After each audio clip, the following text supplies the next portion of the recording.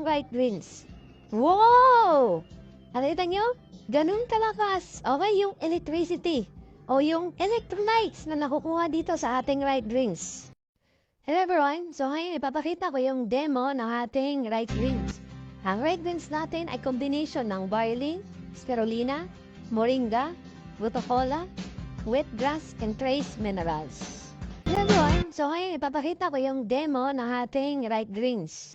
So ngayon, titingnan natin kung gaano kalakas ang idinibigay na electrolytes sa katawan ng tao pagka tinitik ng tao itong ating right rings. Ngayon, meron tayo ditong tubig at meron tayo itong demo glass at meron din tayong demo light para makita natin kung yung lights o yung electricity o yung energy na galing sa tubig, kaya niya bang pailawin yung demo light natin or gaano kalakas yung pwedeng maitulong ni right rings pagdating sa electrolytes. So, yung mga tao na naipansin nyo na mahina na yung katawan, wala nang ganang gumalaw, ang katawan nila, kulang ng kuryente nga o tinatawag. Kaya nga, yung may mga bagong lovers, di ba? Na grabe yung kuryente, kinikilig ang tawag dun, di ba? So, ayun, mag-sample tayo ng tubig dito. Okay, lagyan natin yung 2 baso ng tubig. Okay? So, etong demo light, okay, pag i-switch natin yan, may ilaw yan. Ayan. Ilaw yan. Okay.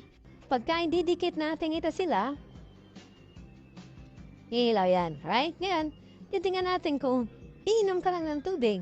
Alamin natin kung tubig lang ba, kaya bang magbigay ng karagdagang enerhiya or electricity. So, sampulan natin yung 2, lagyan natin ng tubig. Kung makikita natin, tubig lang napakahina nung binibigay na electrolytes o kuryente. So, di ba? So, yung 2 demo glass natin, merong tubig. Tapos, nakita natin, napakahina nung binibigay na kuryente. Ngayon, tingnan natin, itong isa, lagyan natin ng isang baso, lagyan natin ng isang right rings, tapos ikumpara natin kung gaano kalakas yung kuryente na kayang ibigay ng ating right rings sa katawan ng tao. So, itong isa lagyan natin. Nang isa niya din lagyan para makita natin yung sample nila. O yung kaibahan nila. Alright? So, mix mo natin. So, ayan. Okay. So, ngayon, tingnan natin. Check natin dito sa tubig na walang right rings. Nakita mo, di ba? Okay? Ngayon, dito tayo sa tubig na merong right rings.